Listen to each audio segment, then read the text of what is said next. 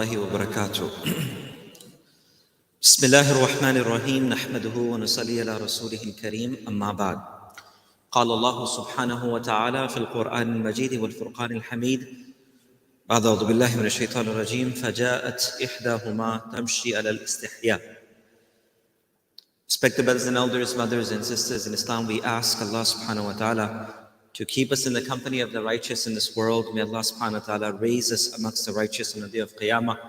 May Allah subhanahu wa ta'ala fill our lives with mercy and rahmah, as all of us are in the need of the rahmah and the mercy of Allah subhanahu wa ta'ala. Alhamdulillah, with the blessing of Allah subhanahu wa ta'ala, we begin the 20th day of our fast. This is coming to the end of the second ashra of the month of Ramadan, and inshallah, from tonight we begin the odd nights in this beautiful month of Ramadan. A moment and a time that so many people across the globe, especially, wait for this particular moment to be able to witness the last Ashra of Ramadan. And within the last Ashra itself, to be able to witness the odd nights and to be able to spend some time in ibadah, in worship, and to really free ourselves and to connect our hearts with Allah subhanahu wa ta'ala. So may these few nights that are coming in front of us be a means of khair and barakah for all of us. Spending time in ibadah, increasing ourselves in a little bit more, sacrifice in doing whatever we can. And these last few moments really matter a lot. And if we're able to spend them properly, we hope from Allah subhanahu wa ta'ala that our entire Ramadan will become accepted from us. So today is the 20th fast. This is the 20th juz of the Quran. The 20th juz of the Quran itself continues on from the surah that we had left in Surah Namal itself. It finishes, then it begins Surah Al-Qasas. Surah Al-Qasas continues and we get into Surah Al-Ankabut. And that's how the 20th juz of the Quran itself is. Within the 20th juz, this is the 28th surah of the Quran known as Al-Qasas. And as the name says itself, it is a surah that has multiple stories and incidents that are mentioned. The Quran itself has many reflections. Amongst one type of reflection is the stories that Allah mentions to us of the previous nations. So this is the 20th sipara, 20th juz, 28th surah, Surah Al-Qasas, and the ayat of the Quran is verse number 25. Verse number 25 is a small segment of the larger story of Musa alayhi salam. So the story of Musa alayhi salam is very frequently mentioned in the Quran. According to the Mufassirun, the story of Musa alayhi salam is mentioned in 28 of the 30 juz siparas of the Quran. So out of the 30 siparas or 30 juz, 28 of them mention the stories in some shape, some form, the story of Musa alayhi salam, because of its relevance and connection to the ummah itself at large. This ayat of the Quran is verse number 25. So what we know from the story till now is that as Musa alayhi salam is living within amongst the people of Bani Israel, and the incident of him hitting an individual which caused him to die and pass away has caused a big issue in the entire area of Bani Israel. The people of Fir'aun and the people of their army are now looking for Musa alayhi salam because a man from amongst their people has been killed. And now Musa alayhi salam is informed by one of the callers. The Quran, it says that one of the callers from amongst the callers, meaning someone came as a source of assistance from the inside news to Musa alayhi salam, that you're not going to be left alone now. So you should leave this area as quickly as you can and find protection for yourself. This is the story that's coming right behind us. So now Musa alayhi salam with this particular command leaves the city and he goes to Madian. Madian is a neighboring town of where Musa alayhi salam is in Misr, in the area of Egypt.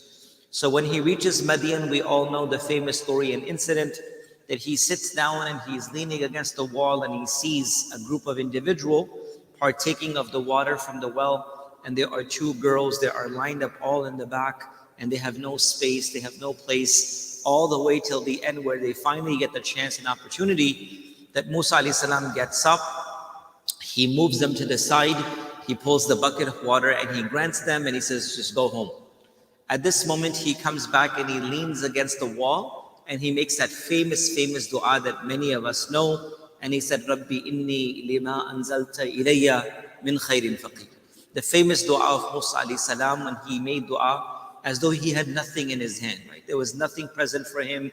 He had left his family, he had left his hometown, no work, no job, no family, no residence, nothing. And subhanAllah, with the barakah and the blessings of this very particular dua, Allah subhanahu wa ta'ala granted him for all the things that were missing in his life. Allah gave him a family, Allah gave him a house, Allah gave him a job, Allah gave him like the entire, structure of his life back just by this particular dua, where he says, Oh Allah, whatever you send upon the humanity as your karam, as your rahmah and your mercy, I am the one who is most muhtaj in need of it. Meaning, Rabbi inni lima anzalta ilayya min khairin faqir. Meaning, I'm the best of those or the most needy of it. Anyway, so now, the next ayat, the reason why I'm actually mentioning this particular story to you is, once these girls go home, they come back very quickly, because usually it takes them hours, and today they got home very, very quickly. So the ayat of the Quran says, as soon as Musa alayhi salam finished his dua, he has finished his prayers, he sees one of those two girls who had initially been seen come. فَجَاءَتْهُ إِحْدَاهُمَا تَمْشِي الْإِسْتِحْيَاءِ. The Quran says that then one of the two women came back or came to him walking bashfully. And the reason why I mentioned this to you, and I'll quickly mention the rest of the meaning, is where she says, my father is calling you so that he may reward you for your generosity and for the good that you have done. And subhanAllah, we all know that they ended up getting married. The only reason why I mentioned this ayat of the Quran is this word, one word, where the Quran says, al-istihya. She, this girl who came back to Musa alayhi salam, it is as though that haya itself was walking towards Musa alayhi salam. Tamshi al-istihya. The Quran uses such metaphoric and such beautiful language that the Quran is not saying that only the woman came or the girl came. The Quran itself is saying it is as though that haya itself was walking towards Musa alayhi salam. It was as though that modesty was walking towards Musa alayhi salam. Meaning the aspect of haya and modesty has become a part that, may Allah forgive brothers and sisters, has become a missing component at this time in the ummah of the Prophet Muhammad sallallahu alaihi wasallam. And the Nabi of Allah sallallahu alaihi wasallam said, Al-haya'u shubatun min al-iman. Haya is an essential part of your iman. When haya leaves the lives of people, then a component of iman has left the life of individual. And subhanAllah, it's even so hard to translate what haya is, because it is something which is non-existent in the life of humanity at this moment. And that's why Rasulullah sallallahu alaihi wasallam, with regards to haya, had mentioned to Uthman ibn Affan radiallahu anhu, while he was sitting down in a place where the Nabi of Allah sallallahu alaihi wasallam had stretched his legs and some of his upper button were open, and the Nabi of Allah ﷺ had seen Abu Bakr radiallahu anhu came, and he sat in his place, and then he saw the other Sahaba and he did not move. And as soon as Uthman ibn Affan radiallahu anhu came, the Nabi of Allah ﷺ pulled his legs back and he closed his upper buttons. And at this moment, the Sahaba noticed everything from the Prophet ﷺ. So said, O Nabi of Allah ﷺ, multiple individuals have come in, but we did not see you respond to as you did when Uthman radiallahu anhu came. And the Nabi of Allah ﷺ said, even the malaika have haya from the amal of Uthman radiallahu anhu. Meaning this is how much haya Uthman has. This is how much, I can't even say shyness, bashfulness, modesty, humility. It's the combination of everything. And that's why the Arabic scholars, writers have mentioned, إِذَا فَاتَتَ الْحَيَا فَفْعَلْ مَا شِئْتَ. When haya dies, then you can do anything. Meaning when haya leaves the life of people, then nothing seems impermissible or does not seem incorrect to us. Because haya is the only thing that allows an individual to realize and have enough honor that should I do this or should I not do this? And that's why, subhanAllah, Rasulullah said in his one particular hadith, though Osman, if Allah had given me 40 daughters, I would have given you one after the other. We talked about this last Sunday in the life of the daughters of Rasulullah sallallahu alaihi wasallam, where Ruqayya radiallahu anha passed away. Then he gave him, Kulthum radiallahu anha, and after her demise, he said, "Oh Uthman, if I had 40 daughters, one after the other would have given you." A man known as Dhul Nurayn, the man of haya and modesty. So what does haya itself mean?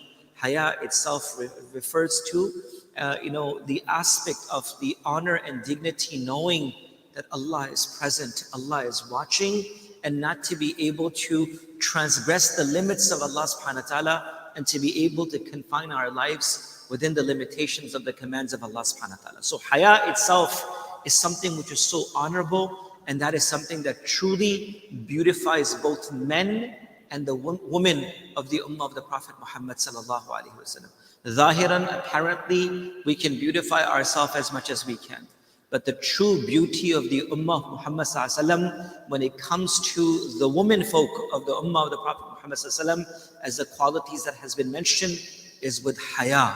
That haya is the greatest honor that Allah has given the ummah of Muhammad sallallahu alaihi wasallam, especially the women folk of the ummah of the Prophet Muhammad sallallahu alaihi wasallam. So going back to this very ayat of the Quran, that when Allah subhanahu wa ta'ala mentions the two daughters of two ladies that are coming back, they are the daughters of Shu'aib alayhi salam, the Nabi of Allah subhanahu wa ta'ala. And subhanallah, one of them did end up getting married to Musa alayhi salam, and how Allah subhanahu wa ta'ala gave him nabuwa. فَجَاءَتْهُ إِحْدَاهُمَا تَمْشِي عَلَى اسْتِحْيَاءٍ. In one of them, when they were coming back, it was as though that they were walking upon modesty. It was as though that haya itself was walking. So brothers and sisters, my message for myself and all of us is to create this aspect of haya and modesty in our lives as well. Haya is one of the greatest gift of Allah subhanahu wa ta'ala that Allah has provided, and to learn about this and to hope for this and to have goals for this. We look for things as qualities and characteristics. My final thing is that we see many qualities in many people and we admire them, such as their dunya and their world and different things. But haya is a quality that we should truly all admire for, work towards, seek for, and make this as a goal of our lives, that Allah fills our lives with haya, that inshallah our lives, our actions, our eyes, our ears, our bodies can become full of haya. May Allah give us tawfiq and ability to live our life according to the Quran and Sunnah. Subhanallah wa bihamdihi, subhanakallah wa bihamdik, ashhadu an la ilaha illa anta, astaghfiruka.